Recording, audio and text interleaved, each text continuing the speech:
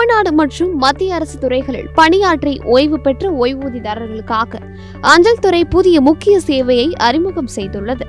இனி வாழ்நாள் சான்றிதழ் பெற வங்கிகள், அரசு அலுவலகங்களில் பல மணி நேரம் காத்திருக்கும் அவசியமில்லை.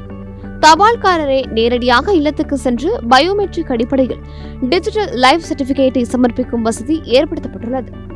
ஒவ்வொரு ஆண்டும் நவம்பர் முதல் ஓய்வூதியர்கள் கட்டாயமாக செய்ய வேண்டிய நடைமுறையாக இருப்பதால் உடல்நலம், முதிர் வயது, தொலைதூர பயணம் போன்ற சிரமங்களை தீர்க்கும் நோக்கில் இந்த டோர் ஸ்டெப் சேவையை அஞ்சல் துறை வேகமாக விரிவாக்கியுள்ளது.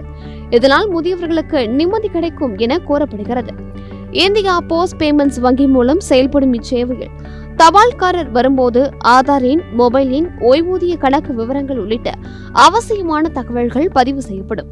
பிறகு விரல் ரேகை சரிபார்க்கப்பட்டதும் சில நிமிடங்களில் டிஜிட்டல் வாழ்நாள் சான்றிதழ் உருவாகி உடனடியாக சம்பந்தப்பட்ட துறைக்கு அனுப்பப்படும். இந்த சேவைக்கு 70 ரூபாய் என குறைந்த கட்டணமே நிர்ணயிக்கப்பட்டுள்ளது.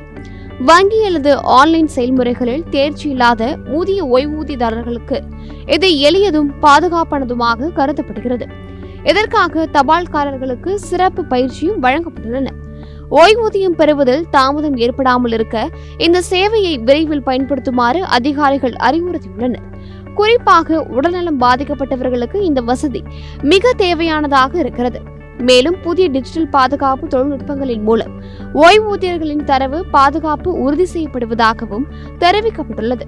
தமிழக அஞ்சல் துறை விரைவில் கிராமப்புற தபால் நிலையங்களில் கூட இந்த சேவையை முழுமையாக அமல்படுத்த திட்டமிட்டுள்ளது.